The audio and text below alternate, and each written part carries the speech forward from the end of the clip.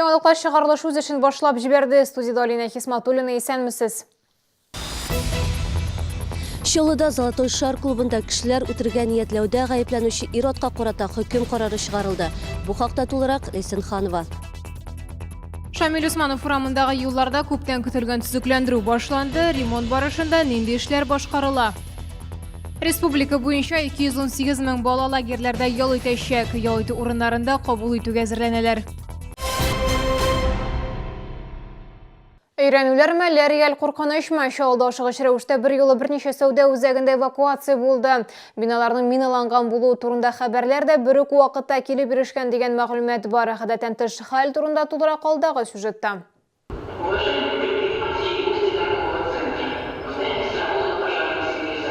Автозавод базарында берничә зур бина бар. Бомба куелу турында хәбәр кичке 4-нче ярты тирәсендә килеп ирешә. 1500-нан артык кеше тиз арада урамга чыгарыла. Эвакуация срочная, мы не в курсе. Когда вам стало об этом известно? Сигнализацию включили, по радио сообщили сразу все. Во сколько это по времени? Ну, сколько, минут 15-20 назад. Может, даже пораньше, тут же сразу органы подъехали. И полиция, и пожарные, и МЧСники все здесь, и кинологи тоже все здесь. Безнең чыганаклардан алынган мәгълүмат буенча сәүдә үзәгенә аноним звонок килеп ирешкән. Робот тавышы биналарда шартлаткыч куелу турында хәбәр иткән. Шундый хәбәрләр шәһәрдәге уннарча сәүдә үзәгендә һәм автовокзалда да яңгырый. Аларның һәрберсенә оператив хезмәтләр җибәрелде, кинологлар эшләде. Беренче нәтиҗәләр буенча шикле предметлар табылмаган. Мондый хәбәрләр 2017 елның көзендә бөтен ил буенча узган иде. Казанда исә быел 11 апрельдә һәм 7 майда бомба турында ялган хәбәрләр кабул ителде. Башкалада мәктәпләрдә, сәүдә үзәкләрендә эвакуация булды. Чаллыда 21 майда булган гадәттән тыш хәл буенча сорауларга җавапны Тикшерү комитеты һәм федераль куркынычсызлык хезмәте ачыклаячак. Лейсен Ханова, Константин Величко, Сергей Вильданов, Яңалыклар. Чаллыда Золотой шар клубында кешеләр үтерүдә ниятләүдә гаепләнүче Иратка карата хөкем карары чыгарылды. Азат Хикмәтуллин 29 декабрьдә Золотой шар клубында администраторларга корал белән яный. Зыян күрүчләр әйтүенчә, Ират эчкән хәлдә була. Бәхеткә фаҗига булмый. Суд залыннан Лейсен Ханова репортажы. Азат Хикмәтуллин 2018 елның 30 декабреннән сак астында. Аңа 34 яшь, 3 баласы бар. Моңа кадәр хөкем ителгәне булмаган. Соңгы 12 ел заводта эшләгән. 20 майда Иратның сак астында булу вакыты чыккан. Шул сәбәпле аны өйгә чыгарган булганнар. Бүген ул суд залына мөстәкыйль килде. Тикшерү барышында гаепләү мәддәсен кешеләрне үтерүгә ниятләүдән үтерү белән янау дигәнгә үзгәрткәннәр. Шуңа күрә хөкем карары да прокурор атаганнан күпкә йомшак. Признать Хикматуллина Азата Азгатовича виновным в совершении преступления, предусмотренного частью 1 119 УК РФ, и назначенного наказания в виде лишения свободы сроком на 1 год 6 месяцев с отбыванием представительной колонии общего режима, взяв его под стражу в зале суда. Позиция суда, изложена в приговоре, соответствует позиции моего подзащитного в том, что он совершил не покушение на убийство, а совершил угрозу убийством. Поэтому квалификация судом, по мнению защиты и Хикматуллина, дана верно. В части квалификации точно с нашей стороны обжалования не будет приговора.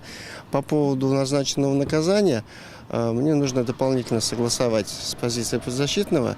Хөкем карарыннан риза булмаган очракта югары органга 10 көн эчендә мөрәҗәгать итәргә була. Закон нигезендә үтерү белән янау мәддәсе буенча тикшерү изоляторында утырган 1 көн ярымга исәпләнә. Шуны исәпкә алганда Азат Хикмәтуллин тиешле срокның яртысын диярлек үткән инде.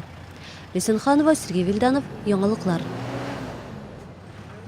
Алкоголь әйләнеш өлкәсендә иң күп закон бузу очраклары Казан, Чаллы һәм Түбән Камада теркәлгән. Татарстан Республикасы премьер-министры Алексей Песошин 2019 елның 1 кварталы йомаклары буенча алкоголь һәм спиртлы продукция әйләнеше өлкәсендәге вазгыятьне күзәтү советының чираттагы утырышын уздырды. Бу чорда Татарстанда 10 мең литрга якын алкоголле һәм спиртлы продукция законсыз әйләнештән алынган. Административ материаллар буенча салынган штрафларның гомуми суммасы 12 миллион 417 мең сумны тәшкил итә. Штрафларның иң күп суммасы Казанда 5 миллион сумнан артык. Халык контроле порталына 40 муниципаль берәмлектән 1000нән артык мөрәҗәгать теркәлгән һәм басылып чыккан. Расланган мөрәҗәгатлар өчен 198 мең сум акча түләнгән. Шамил Усманов проспектында ремонт эшләре башланды. Юллар сыйфатына шәһәрдәшләр күптәннән зарлана иде. Төзекләндерүдән соң нинди үзгәрешләр көтелә? Лилия Гатина сюжетында. Шамил Усманов урамындагы юлны ремонтлау эшләре башланды. Юлчылар иске асфальт катламын салдырганнар инде. Юлның киңәйтү буенча эшләр башкарыла. Газон хисабына өстәмә парковка урыннары барлыкка киләчәк. Автомобиль йөртүчеләр моңа уңай карый.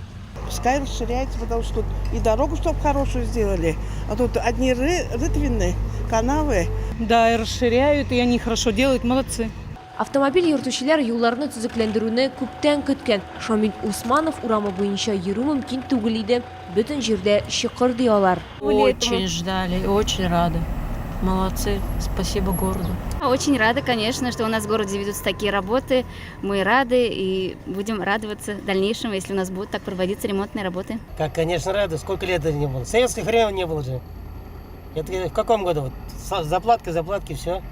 Это я здесь с 83-го года, с января месяца здесь. Как в советское время положено, так и есть. Сейчас ремонт делать, конечно, лучше будет. 2017 елда проспекттагы юлларны өлешчә төзекләндерделәр. Ул вакытта Нариманов урамыннан Королев урамына кадәр участок яңартылды. Эшләр 2018 елда да дәвам итте. Быел исә Шамил Усманов урамы тулысынча төзекләндерелә. Очень своевременно и мудро то, что вместо пустующих газонов около по Усманке расширяют и делают парковочные места. Мне бы еще хотелось, чтобы на этих парковочных местах по одному парковочному месту выделялось и линиями, разметками, и знаками парковочные места для инвалидов. И хотелось, чтобы права инвалидов недобросовестные водители не нарушали. Лилия Гатина, Ленар Султанов, Яңалыклар. Әгәр сезнең берәрнинди проблема борчыса, ки шатлыклы хәбәр җиткерәсегез килсә, безнең редакциянең кайнар элемтә телефонына шалтыратыгыз. 51-31-31 номеры тәүлек буена эшли. Кыска гудоктан хәбәрегезне калдырыгыз. Безнең хәбәрчеләребез сезнең белән элемтәгә кирип проблемагызны хәл итәргә булышыр. Шалтыраткач исемегезне һәм телефон номерыгызны калдырырга онытмагыз. Быел республика буенча җәйге лагерьларда 218 мең бала ял итәчәк. Сәламәтлекләре шикле булган 573 бала өчен махсус сменалар оештырылачак. Татарстаннан 450 укучы Кырымга Артек лагерьне барачак. Яшьләр эшләре буенча министр Дамир Фаттахов әйтүенчә, шәһәр яна сәламәтләндерү лагерьларын төзү һәм капиталь ремонт ясау программасы нигезендә быел 21 территориядә зур эш алып барылачак. Моңа 1,5 миллиард сум акча юнәлдерелә. 3 ел эчендә программаны гамәлгә ашыру өчен 7 миллиард сум акча бүлеп бирү ниятләнә. Лагерьлардагы сменаларны кызыклы һәм файдалы итеп уздыруга да игътибар бирәләр. Һәр сменада профильле. Махсус комиссия оештыручыларның алдан уздырган презентацияга тугры калуларын тикшерәчәк.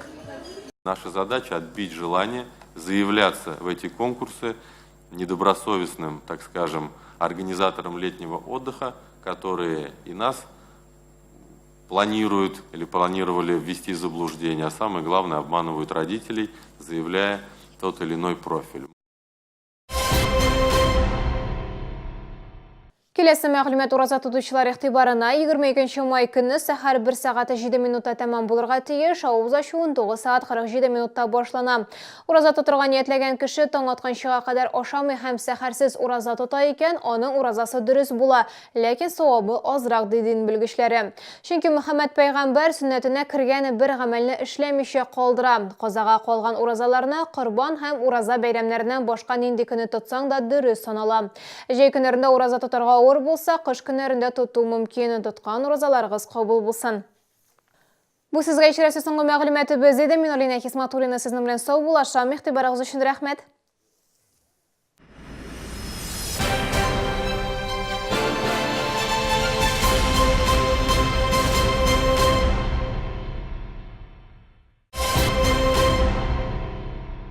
Приглашаем на всероссийскую выставку-ярмарку «Зоомир. Домашние животные-2019» с 24 по 26 мая в ВЦ «Экспокама». Комфортное лечение зубов по доступным ценам, стоматологии «Улыбка» 54 62 31. Европейский подход к лечению аденомы и простатита. Урологический центр «Урамед». Звоните 49 22 10.